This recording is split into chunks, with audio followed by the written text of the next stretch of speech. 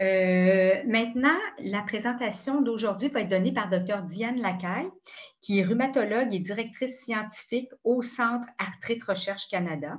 Alors, elle détient la chaire de recherche en rhumatologie Mary Pack et elle est également professeure de médecine dans la division de rhumatologie à l'Université de Colombie-Britannique.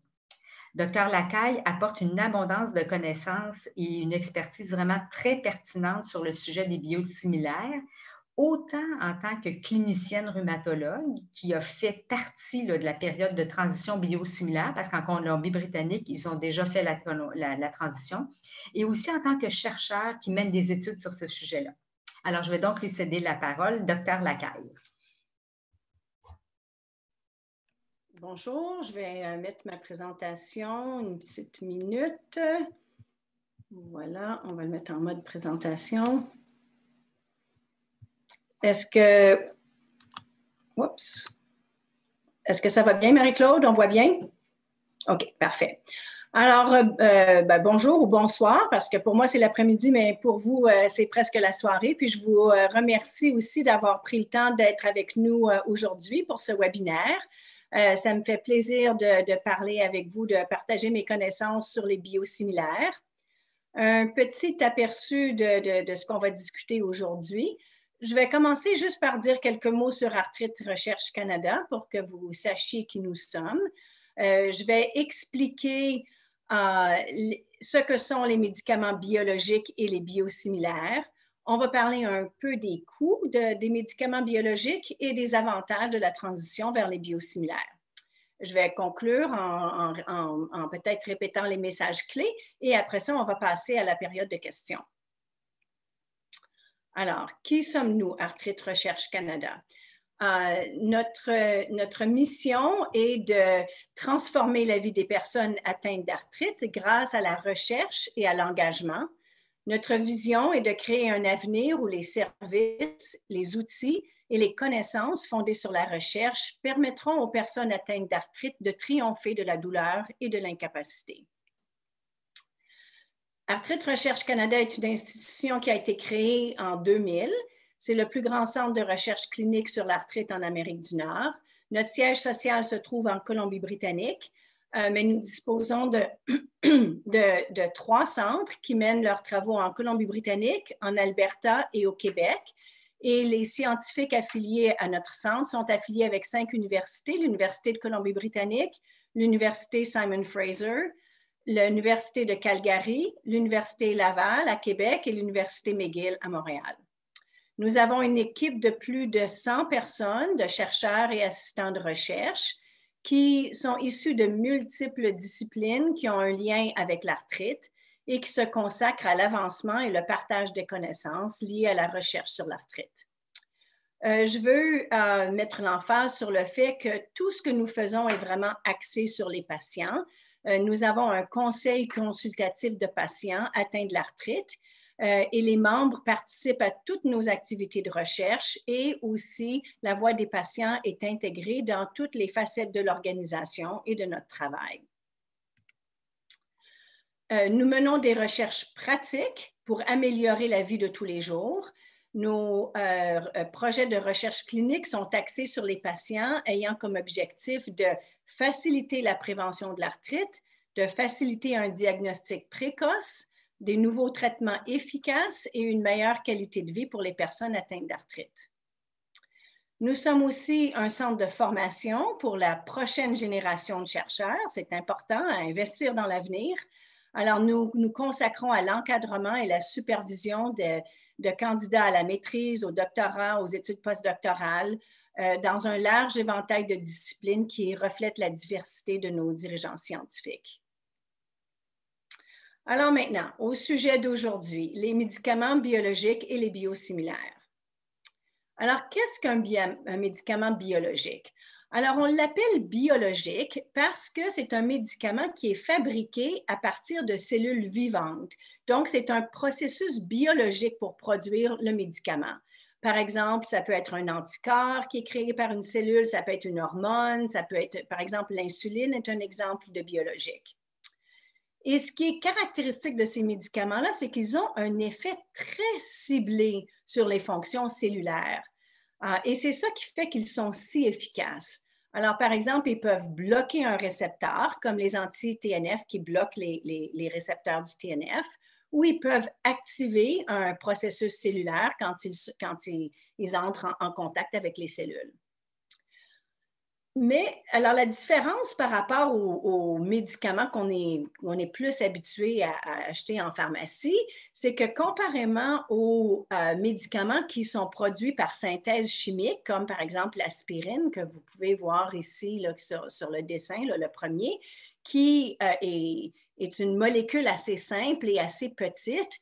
Ces molécules qui sont produites par les cellules sont beaucoup plus grosses et beaucoup plus complexes. Vous pouvez voir ici, à côté de l'aspirine, l'insuline, et après, vous pouvez voir ce qu'on appelle un anticorps monoclonal comme l'anti-TNF, et vous pouvez apprécier par le dessin de voir comment c'est beaucoup plus complexe comme molécule.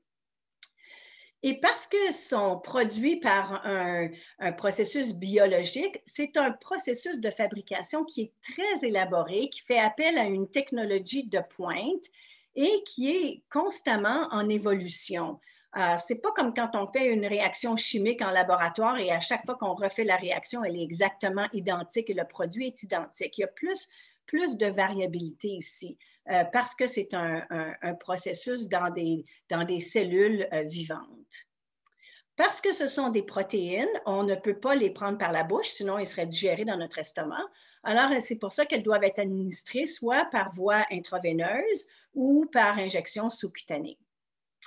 Ces médicaments sont utilisés dans un grand nombre de maladies, par exemple dans le diabète, dans l'arthrite, mais aussi dans le cancer et dans les maladies inflammatoires de l'intestin. Maintenant, les biosimilaires, qu'est-ce que c'est? Alors, les biosimilaires sont mis en marché lorsque les brevets des médicaments biologiques de référence arrivent à échéance. De la même façon que les médicaments génériques sont mis en marché lorsque les brevets des médicaments de marque arrivent à expiration. Alors, quand une compagnie a investi dans le processus de découverte et de développement d'un nouveau médicament, pour qu'ils puissent récupérer les coûts qui ont été investis dans la recherche, les compagnies profitent d'un brevet qui est une protection de leur production intellectuelle pour une certaine période de temps et durant ce temps-là, personne ne peut reproduire la même molécule. Mais une fois que ces brevets-là sont échus, à ce moment-là, d'autres compagnies peuvent produire le même produit. Alors, c'est ce qui arrive avec les biosimilaires. Alors, c'est une copie quasi identique d'un médicament biologique de référence. Alors, on peut penser un peu à ça comme un frère jumeau identique, dans le sens que deux jumeaux identiques ont le même code génétique, mais ils ne sont pas tout à fait identiques. Alors, c'est la même chose ici. Les biosimilaires ont la même séquence d'acides aminés, mais la molécule n'est pas exactement identique. Elle présente de légères différences au niveau de sa structure. Ça peut être, par exemple, la façon dont la protéine est repliée. Alors, si vous voyez ici, quand on regarde rapidement, ça a l'air d'être pareil, mais ce n'est pas exactement identique. Et l'avantage des biosimilaires, c'est qu'ils coûtent environ la moitié du prix des médicaments biologiques de référence.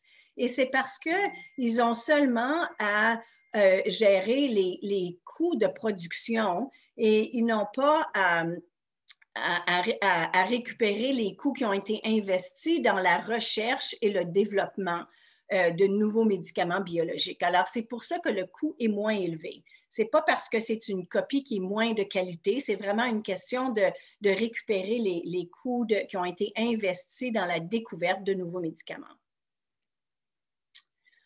Alors, une grande question qui est bien importante pour les patients, c'est quel est le degré de similitude entre les deux médicaments? Alors, puisque j'ai dit qu'ils ne sont pas tout à fait identiques en raison de la variabilité inhérente à un processus biologique de fabrication qui est dans des cellules vivantes, alors, c'est ça qui est la différence entre un biosimilaire et, par exemple, un médicament générique où, après une synthèse chimique, ils sont exactement identiques. Mais la variation entre le biosimilaire et son médicament biologique d'origine ou de référence, on entend des fois les deux termes utilisés. Là, quand on parle de biologique de référence ou d'origine, c'est le premier qui a été découvert, sont très semblables aux variations qu'on observe dans les différents lots d'un médicament biologique de référence. Quand on fabrique le même médicament à répétition, à cause de la variabilité dans les cellules, il va avoir un peu d'évolution au cours du temps. Donc, après plusieurs lots, le médicament d'origine est un peu un biosimilaire à soi-même.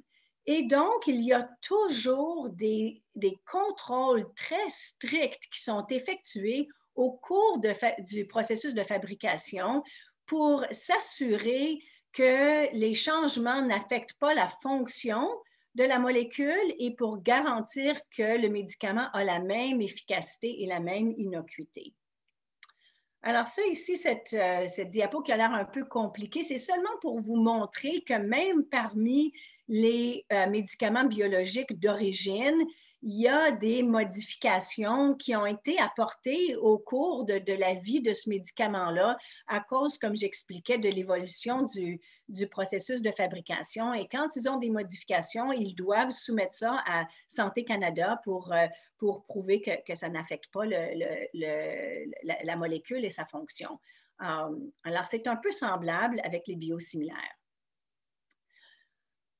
On demande souvent quel est le processus pour l'approbation des biosimilaires par Santé Canada. Alors, pour qu'un biosimilaire soit approuvé, la compagnie qui le fabrique doit démontrer que le biosimilaire est très similaire aux médicaments biologiques de référence.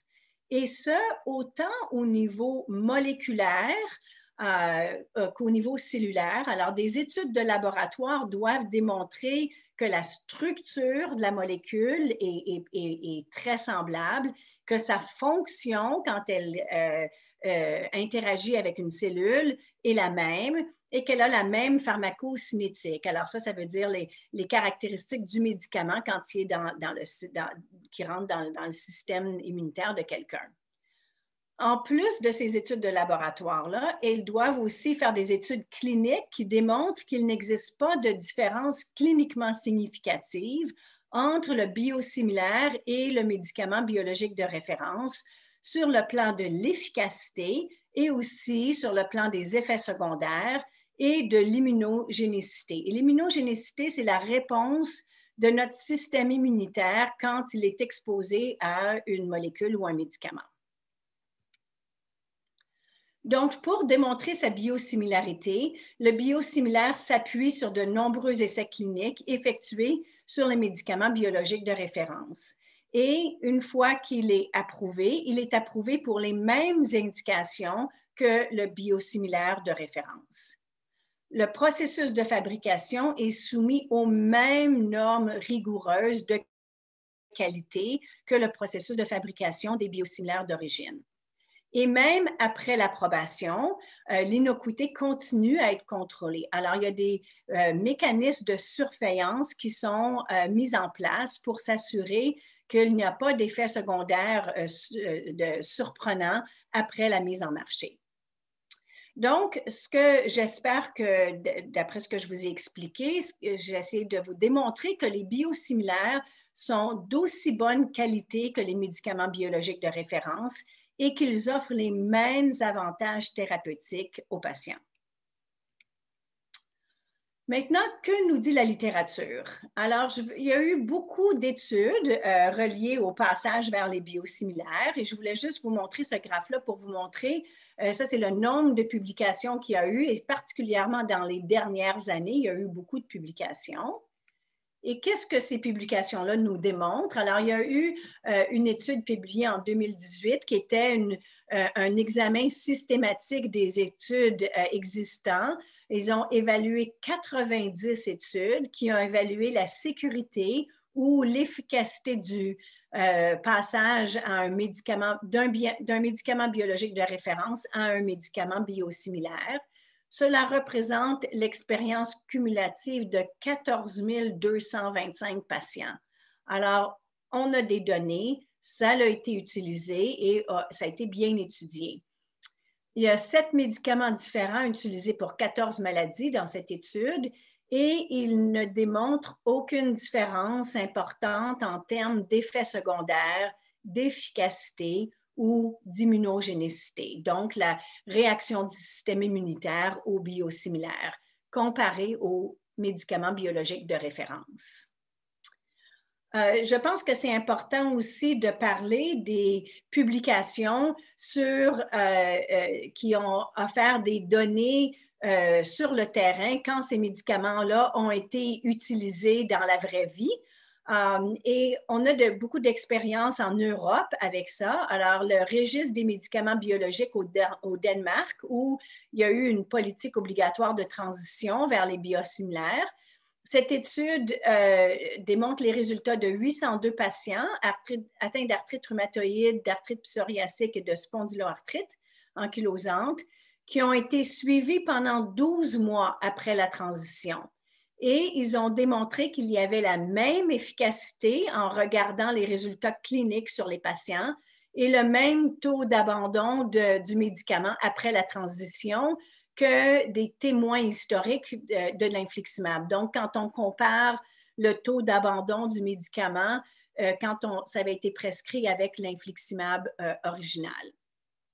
Alors, je pense que ce sont des données qui sont bien rassurantes et qui ont offert des résultats pour appuyer les politiques de transition qui ont été appliquées au Canada. Alors, la prochaine question, c'est à quel point est-ce que les biosimilaires ont été utilisés? Et je veux vous rassurer qu'on a une grande expérience. Ils ont été largement utilisés. Au Canada, les biosimilaires ont été approuvés depuis 2009. Jusqu'à date, il y a 33 biosimilaires qui ont été approuvés dans plusieurs indications. Donc, ça, ce n'est pas seulement pour l'arthrite. Pour l'arthrite inflammatoire, c'est depuis 2014 qu'on les utilise. En Europe, ils ont plus d'expérience parce qu'ils ont commencé à les utiliser plus tôt. Alors, le premier biosimilaire a été approuvé dès 2006 et 72 biosimilaires ont été approuvés à ce jour. Et l'Agence européenne des médicaments, donc l'équivalent de Santé Canada, mais pour l'Europe, a publié un rapport il y a 5 ans. À ce moment-là, ils avaient à peu près 10 ans d'expérience. Maintenant, il y en a à peu près 15. Et le système européen de surveillance sur l'innocuité des médicaments a conclu qu'il n'avait identifié aucune différence pertinente dans la nature, la gravité ou la fréquence des effets indésirables entre les 28 biosimilaires qui avaient été étudiés dans ce rapport-là et leurs médicaments biologiques de référence.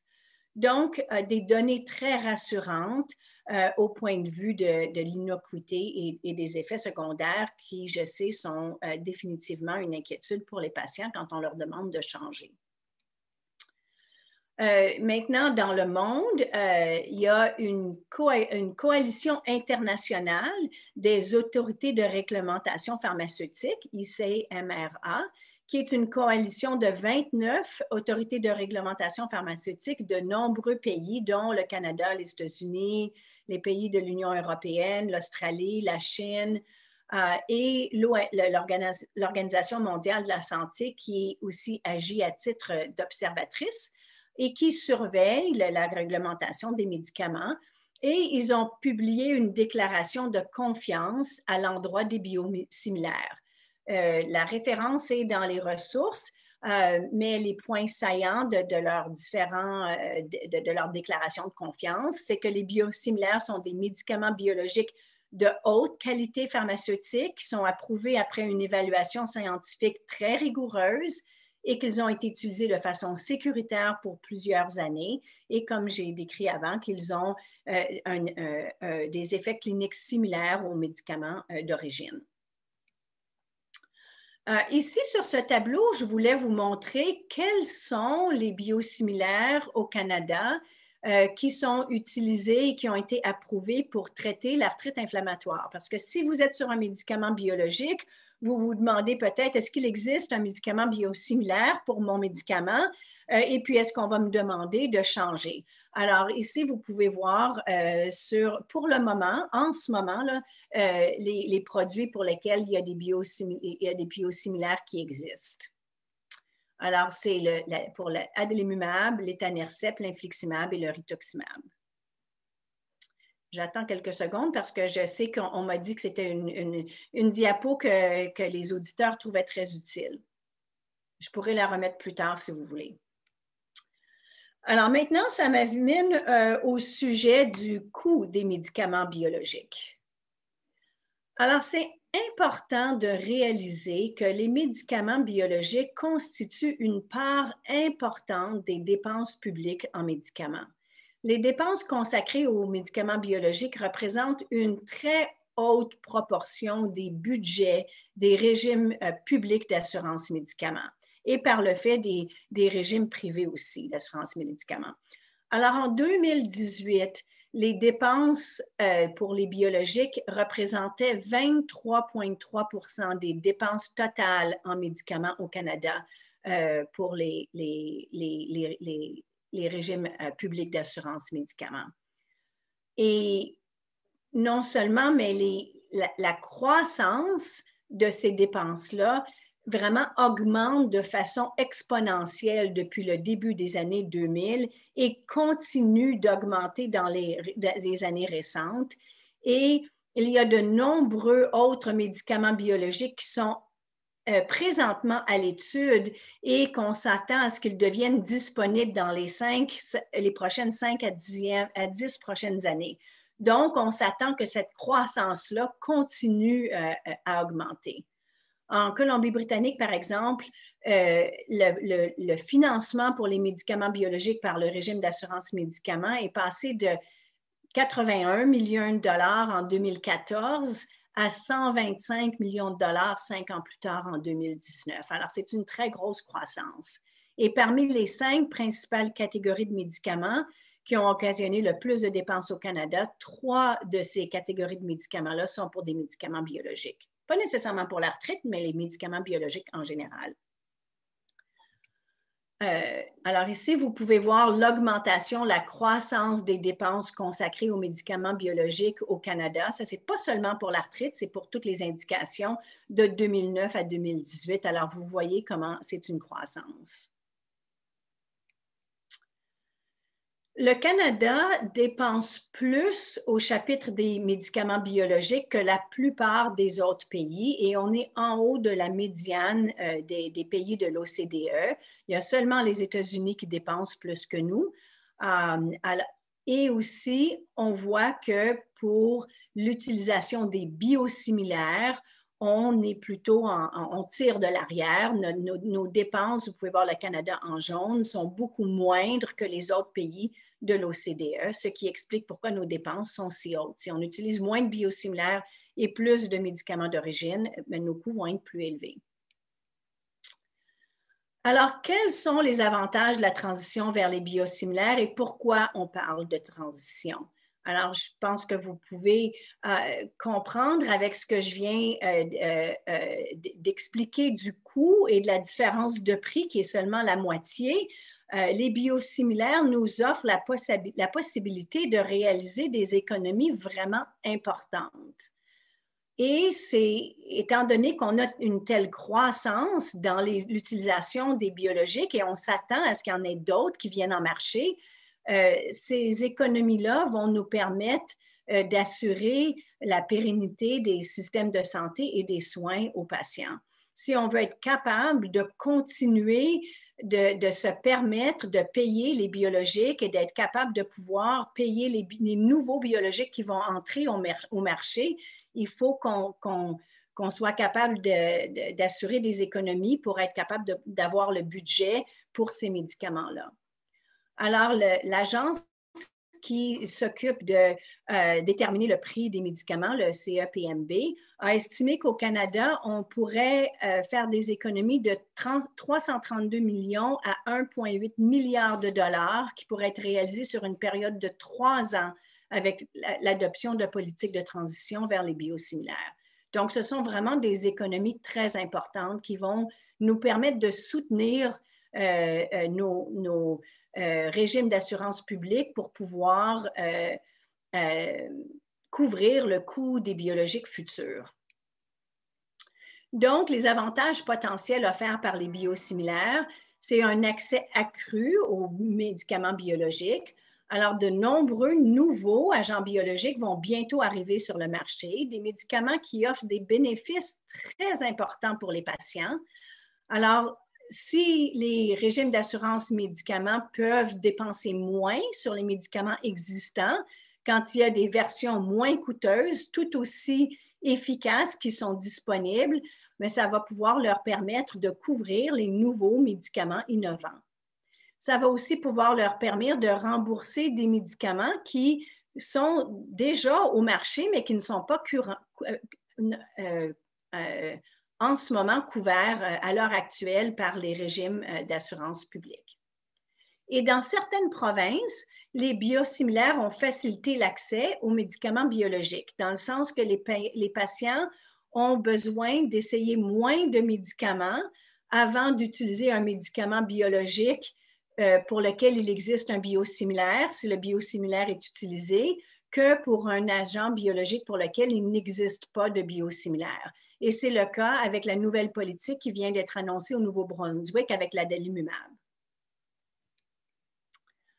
D'autres avantages potentiels, c'est d'améliorer les soins de santé. Alors, les gouvernements peuvent utiliser les économies qui ont été réalisées pour l'investir dans d'autres domaines de la santé, tels que des soins infirmiers spécialisés, des conseils professionnels ou des services de physiothérapie, d'ergothérapie. Alors, il y a d'autres services qui, en ce moment, ne sont pas couverts par le gouvernement, qui pourraient le devenir s'ils sont capables de réaliser ces économies-là. Un exemple, par exemple, en Colombie-Britannique, ça a été les économies qui ont été faites avec les biosimilaires pour les maladies inflammatoires intestinales a été réinvesti dans des soins d'infirmiers spécialisés pour ces patients-là. Donc, il y a des exemples de ça. Ce n'est pas seulement théorique. Et une autre retombée importante, positive pour les patients, c'est que quand les patients sont couverts par des régimes d'assurance privée, certains régimes ont des plafonds à vie. Alors, si les patients utilisent des biosimilaires où le coût est moins élevé, ça peut permettre aux patients de ne pas atteindre ce plafond-là et donc de pouvoir continuer à être couverts par leur assurance maladie privée plus longtemps. Et 60% des ordonnances de médicaments biologiques sont couverts par les compagnies privées. Alors, il ne faut pas oublier les compagnies privées aussi, l'assurance privée. Bon, maintenant, un petit peu à propos des politiques de transition vers les biosimilaires. Alors, vous avez vu qu'on voit qu'il y a eu une adoption pas très forte de l'utilisation des biosimilaires au Canada. Donc, les gouvernements ont réalisé qu'ils ont besoin de mettre en œuvre des politiques pour encourager les patients et les médecins à utiliser les biosimilaires afin d'optimiser l'utilisation des ressources de système de santé. Les politiques de transition vers les biosimilaires existent déjà dans la plupart des pays européens. Les politiques pour les biosimilaires sont généralement de deux types. Il y a soit une politique qui s'applique lors de l'initiation d'un biologique. Alors, quand on met une prescription pour un nouveau médicament, si un biosimilaire existe, ce médicament-là, le biosimilaire doit être prescrit pour être couvert par le régime. Et la deuxième politique, c'est la politique de transition. Alors, quand des patients sont traités avec un médicament biologique de référence et qu'il y a un biosimilaire qui est disponible, ils doivent transférer au biosimilaire correspondant pour le même médicament. Donc, ce n'est pas un changement à un médicament différent. Les patients restent sur le même médicament, mais ils vont utiliser le médicament qui est fabriqués par une compagnie qui a un biosimilaire au lieu d'un biologique original. Donc, même médicament, différentes compagnies. Et je veux dire que Santé Canada appuie les transitions de médicaments biologiques de référence à un biosimilaire et que ce changement-là ne s'effectue pas à la pharmacie comme une substitution. C'est un changement d'ordonnance qui doit être effectué par le médecin et il y a une conversation avec le patient. Alors, au Canada, quelles ont été les initiatives relatives aux biosimilaires?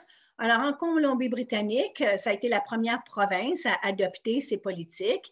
En juillet 2017, il y a eu la politique pour l'initiation. Donc, les prescriptions de biosimilaires d'initiation devaient utiliser un biologique biosimilaire si disponible.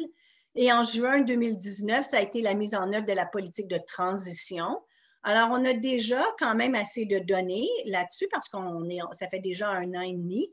Et l'analyse des résultats chez les patients après le passage à un biosimilaire sur 620 patients, spécifiquement, ça, ce sont seulement dans l'arthrite inflammatoire. Je n'ai pas inclus dans ça les maladies inflammatoires intestinales. On voit que les patients restent aussi longtemps sous traitement sur leurs médicaments biosimilaires qu'on observait avec les médicaments biologiques d'origine. On n'observe pas une augmentation de visites chez les médecins ou à l'urgence ou en hôpital qui suggérerait qu'il y a des effets néfastes qui ont causé des problèmes. Et on ne voit pas non plus d'utilisation accrue de d'autres médicaments qu'on utilise pour l'arthrite qui pourraient indiquer que la maladie n'est pas aussi bien contrôlée. Et sur 3 ans, on a des économies estimées à 127 millions de dollars. En Alberta, la politique de transition a été mise en œuvre en décembre 2019 pour les politiques de transition et ils prédisent des économies de l'ordre de 227 à 380 millions de dollars sur 4 ans. Le Nouveau-Brunswick, le 21 avril dernier, a annoncé sa mise en œuvre de sa politique de transition vers les biosimilaires. Et on m'a dit, mais les diapos avaient déjà été créés, qu'il y a 2 jours, ça a aussi été annoncé au Québec. Donc, en conclusion, je pense que ce qu'on peut retenir au sujet des biosimilaires, c'est important de réaliser qu'ils sont vraiment similaires. La séquence d'aminoacides des biosimilaires est la même que celle des médicaments biologiques de référence.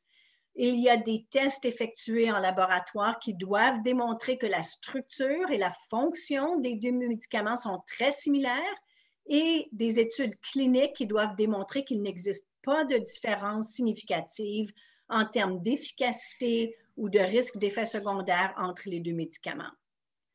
Les biosimilaires sont des médicaments d'aussi bonne qualité que les médicaments biologiques de référence et ils offrent les mêmes avantages thérapeutiques aux patients. Les biosimilaires coûtent beaucoup moins cher en raison d'économies réalisées sur les coûts de développement des médicaments. Donc, les biosimilaires pourraient permettre de réaliser des économies substantielles qui peuvent alors être réinvesties pour offrir un accès accru aux médicaments existants ou à des nouveaux médicaments innovants qui vont arriver sur le marché dans les prochains 5 à 10 ans. Les politiques de transition mises en œuvre en Europe et au Canada affichent un bilan très positif jusqu'à date, les biosimilaires se montrant aussi efficaces que les médicaments biologiques de référence et ne soulevant aucun problème ou aucun signal en termes d'innocuité.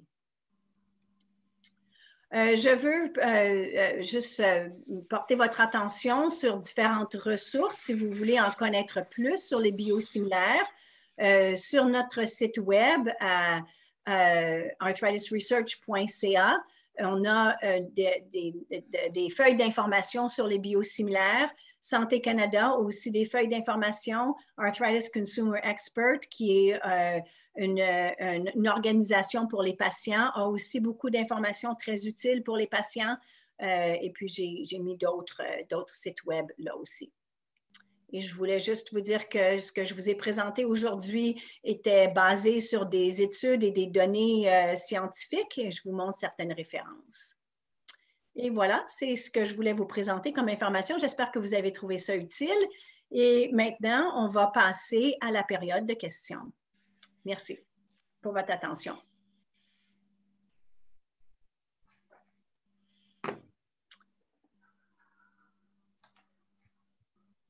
Alors, merci. Je pense Merci. que Je peux commencer? Oui. OK. Bien, merci beaucoup, Diane, pour cette présentation. C'était vraiment intéressant. Puis je pense que ça répond à des questions qu'on se pose. Là. Puis comme on disait, le timing est vraiment bon là, avec les annonces qui ont été faites au Québec il y a quelques jours et puis au Nouveau-Brunswick. Alors, puis je vois dans les chats qu'il y a des gens qui disent très intéressant. Merci. Alors, je seconde. C'était vraiment très bien. Je vais commencer par les questions qui nous ont été posées directement ce soir. Attends un petit peu. Ah, c'est ça. Alors, j'ai une question qui m'a été envoyée d'un participant qui dit le Canada utilise plus de biologiques que d'autres pays.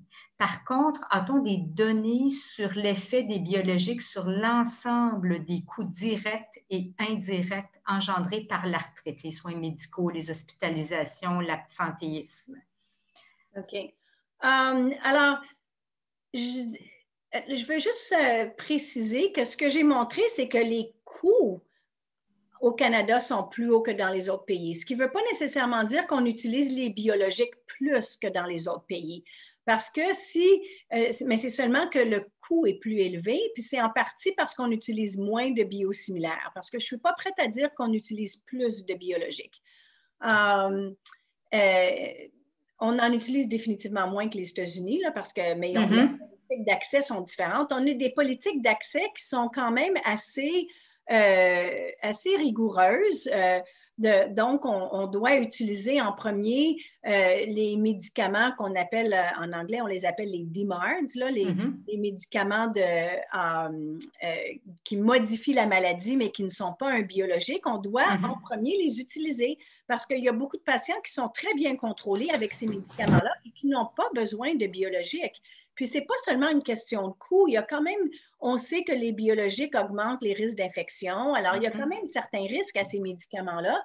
Et c'est pour ça qu'on veut commencer par utiliser les autres médicaments. Mais si on ne répond pas ou on a des effets secondaires, c'est là qu'on passe à un biologique. Il y a beaucoup d'études sur les coûts et il y a des études aussi sur non seulement les frais médicaux, mais aussi sur l'incapacité du travail. Et c'est vrai que les biologiques ont permis à beaucoup de patients de pouvoir soit retourner au travail ou ne pas perdre leur emploi et que c'est une façon de contrebalancer le coût des biologiques. Les études quand même démontrent que même quand on prend en considération l'impact sur ne pas avoir besoin d'hospitalisation pour autre chose, la diminution par exemple, des remplacements de jointures, d'articulation, pardon, la perte de travail, même à ça, c'est quand même des médicaments qui sont coûteux, même quand on prend tout ça en considération, mais ça en vaut la peine parce qu'on ne met pas en doute la valeur des biologiques. On dit seulement que si on a un autre médicament qui est aussi efficace et qui est moins coûteux, on devrait réaliser les économies pour pouvoir les utiliser ailleurs.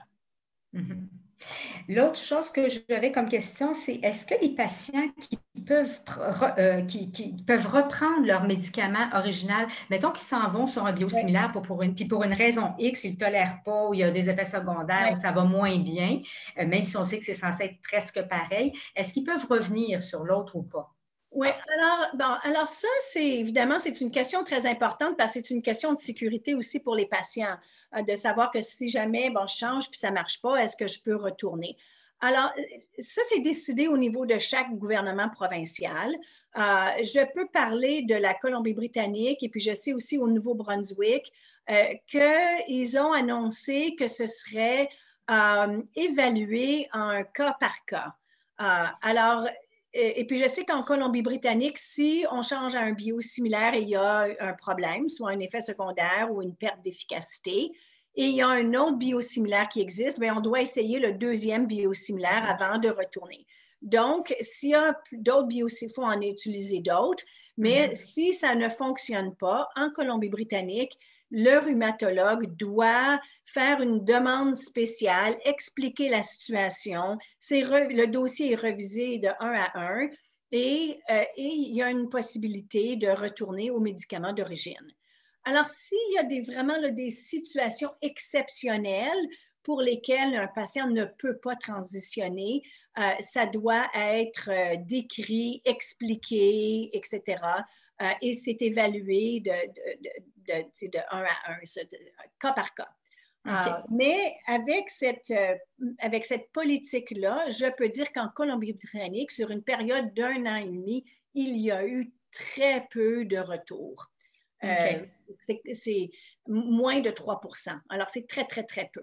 OK, bien, ça répond un peu à une autre question qu'on avait, parce que dans une autre question qu'on voit, on voit qu'on comprend très bien là, avec ce qu'on vient d'entendre ce soir que c'est vrai qu'un patient qui doit commencer un nouveau biologique, bien, ça a bien de l'allure de le mettre sur un biosimilaire, c'est clair, là, mais les gens se demandaient, il y a quelqu'un qui demandait, oui, mais est-ce qu'il y a des patients qui sont bien contrôlés? Est-ce que ça vaut la peine de prendre le risque, peut-être qu'ils soient moins bien contrôlés? Mais là, d'après ce que je vois dans votre expérience, c'est très peu. Non, si c'est 3% à 1 an et demi, c'est pas si pire. Oui. Puis ils peuvent revenir après puis être contrôlés. OK.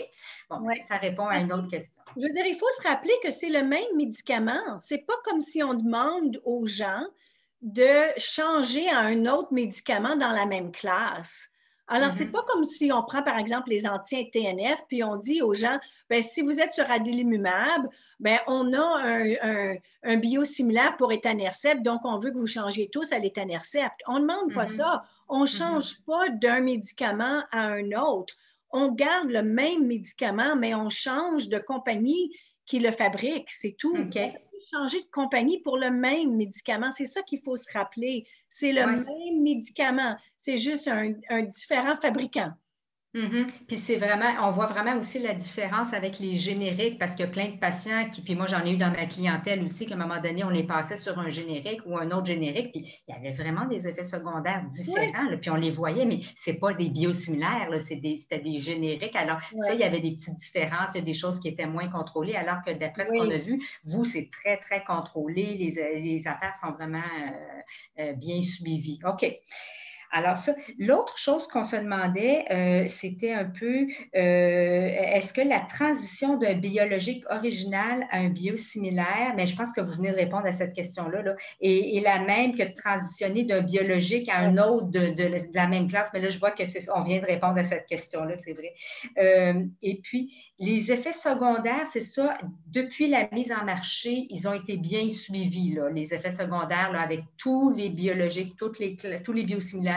Ça a été bien suivi, puis il n'y a pas eu tant que ça d'effets adverses. Oui, il n'y a pas eu de surprise. Alors, on appelle ça en anglais, on dit le post-marketing surveillance. Là. Alors, la surveillance après la mise en marché. Là, il y a des systèmes établis pour des obligations pour les compagnies d'être obligés de rapporter, puis pour les médecins aussi, on est obligé de rapporter à Santé Canada si jamais il y a des choses qu'on pense que c'est suspect, là, tu sais, que ça, mon Dieu, je ne m'attendais pas à ce que ça arrive, est-ce que c'est relié ou non?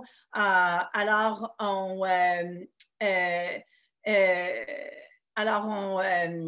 avec toutes ces méthodes-là, on n'a rien, puis même chose en Europe, il n'y a pas rien de surprenant. Alors oui, il y a des effets secondaires, mais c'est les mêmes que sur les biologiques originaires. Il n'y a rien de différent. Ce n'est pas des taux accrus, ils ne sont pas plus sévères. Il n'y a rien il n'y a pas un éventail différent d'effets secondaires. Merci. Puis, je viens d'avoir une question qui vient tout juste de rentrer là aussi, qui est plus pour le Québec, là, moins pour le Nouveau-Brunswick peut-être, mais qu'au Québec, le ministre indique que des économies potentielles de 100 millions par année pourraient être réalisées en utilisant des biosimilaires. Est-ce qu'on peut faire des pressions ou est-ce que vous en avez fait? On va prendre vos trucs en Colombie-Britannique. Est-ce que vous avez fait des pressions pour que ces économies-là soient dirigées vers l'éducation puis le soutien des patients plutôt que d'être retournées dans le système de santé à large, entre autres, là, ce que vous parliez là, pour les soins de plaie là, avec les patients là, en soins, pas les soins de plaie, mais avec les soins spécialisés pour les gens avec des stomies ou des maladies inflammatoires. Est-ce qu'il y a des choses que vous avez faites qu'on pourrait utiliser au besoin pour justement récupérer un peu cet argent-là? Oui. Alors, je le sais que puis je ne peux pas parler pour le Québec parce que je n'ai pas parlé avec le ministère, mais je sais qu'au Nouveau-Brunswick et puis je sais qu'en Alberta et puis qu'en Colombie-Britannique, dans les discussions que la communauté de rhumatologie a eues avec le gouvernement, ils nous ont vraiment assuré que ces économies-là ne seraient pas seulement utilisées pour diminuer le déficit du gouvernement, par exemple. Okay? On nous a dit clairement que ces économies-là seraient utilisées pour être capable de couvrir des médicaments innovants ou des médicaments qui n'existaient pas. Donc, on a eu l'assurance que ce serait réinvesti d'une façon qui bénéficie aux patients. Maintenant, comment c'est choisi, puis comment on choisit un plutôt que l'autre? Je veux dire, là, c'est sûr que c'est le ministère de la Santé qui décide où ils vont mettre l'argent, mais ça, certainement, il y a des organisations de patients qui peuvent faire du lobbying, des pressions. Oui, oui. Alors, tu sais, c'est une question de faire du advocacy, du travail d'advocacy, là, comme organisation de patients. Alors, joignez-vous à vos organisations de patients. Votre voix comme patient est très importante pour vocaliser ce que vous souhaitez. Et puis, c'est la même chose aussi, les rhumatologues. Et puis, alors, nous aussi, on fait la même chose. On essaye de discuter avec les ministères pour s'assurer que pour donner pour essayer de diriger quelles sont et de prioriser les choses les plus importantes pour les patients, essentiellement. Mm-hmm. Mais merci, ça répond aux questions qu'on avait eues justement. Là, puis de fait, un peu comme on disait, où je pense que vous en avez parlé sur une des diapositives, là, justement de la physio, de l'ergo qui pourrait être accessible ou d'autres soins, là, ça pourrait être intéressant. Je ne pense pas que j'ai peut-être une dernière question. Oui, il y a quelqu'un qui me demande, est-ce que les biosimilaires sont tous pris sous forme injectable? Alors, les biosimilaires, tout comme les biologiques d'origine, parce que ce sont des protéines, on ne peut pas les prendre par la bouche parce que c'est une protéine, donc on la digérerait dans notre estomac. Alors, il faut les prendre soit par infusion intraveineuse. Alors, ça peut être soit comme quand on va à l'hôpital puis qu'on nous met une intraveineuse, là, on les donne dans la veine, donc on les donne directement dans le sang, ou on les prend par injection sous-cutanée. Alors, ça dépend lesquels. Alors, par exemple, les biosimilaires du rituximab puis du infliximab, ce sont des infusions, alors que les biosimilaires pour l'étanercept et puis le adalimumab, ce sont des injections sous-cutanées. Donc, ça dépend du médicament de référence, finalement. Ça ne change pas. C'est pareil. Très bien. Je ne pense pas qu'il y a d'autres questions. Je pense que ça a pas mal couvert, là. Peut-être une dernière question, c'est vrai, si les coûts des prescriptions est couvert par une assurance médicaments privée, est-ce que la politique de transition, mettons au Québec, ça s'appliquerait à ces compagnies-là?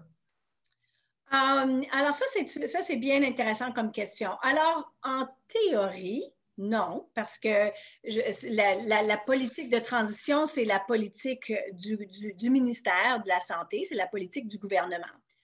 Toutefois, il y a beaucoup souvent, les régimes d'assurance privés vont suivre la politique du gouvernement. Donc, une fois que cette politique-là a été mise en place par le gouvernement, souvent, les compagnies privées vont suivre et mettre la même politique que celle du gouvernement. Alors, ils vont suivre. Alors, il y a des bonnes chances que ça s'applique aussi. Et puis, l'autre chose, c'est ce dont j'ai parlé pendant ma présentation. Il y a beaucoup de patients qui ne sont pas au courant qu'ils ont un plafond un plafond à vie.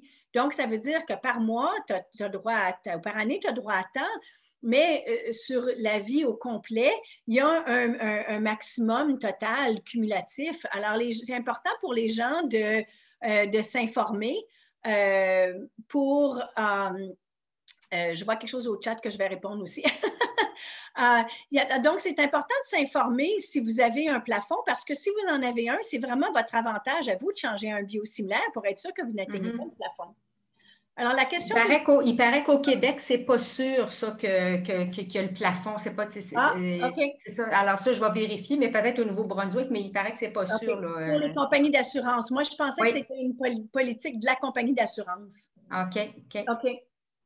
Alors, je vois qu'il y a quelque chose qui n'a pas rapport avec des questions de Q&A, là, mais il y a plusieurs personnes qui ont demandé si la présentation va être disponible. Alors, je veux juste vous avertir qu'un lien va être envoyé à tous ceux qui ont été enregistrés. Puis je vois que Jean Légaré a répondu quelque chose au chat. Tu peux peut-être le lire, Marie-Claude, pendant que je réponds. Qu'au Québec, la loi... Attends, on va envoyer le lien à tous les participants.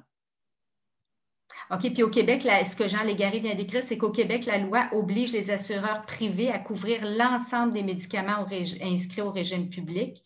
Et puis, le régime public, il n'y a pas de plafond de fait là, au Québec. Okay. Mais merci beaucoup, Jean, pour cette précision. Je pense on aurait fait le tour. De toute façon, il est presque le temps qu'on avait d'allouer pas mal complété.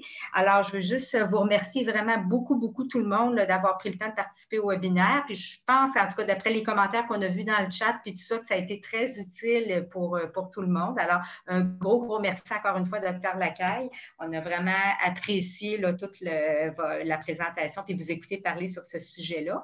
Pour les participants, ce que je voudrais vous dire, c'est que dès que le webinaire va être terminé, vous allez avoir un petit sondage pour répondre, pour évaluer le webinaire d'aujourd'hui. Si vous pouvez prendre juste quelques minutes pour y répondre, parce que c'est sûr que le feedback nous aide par la suite à mieux organiser des webinaires futurs, puis à bien les planifier.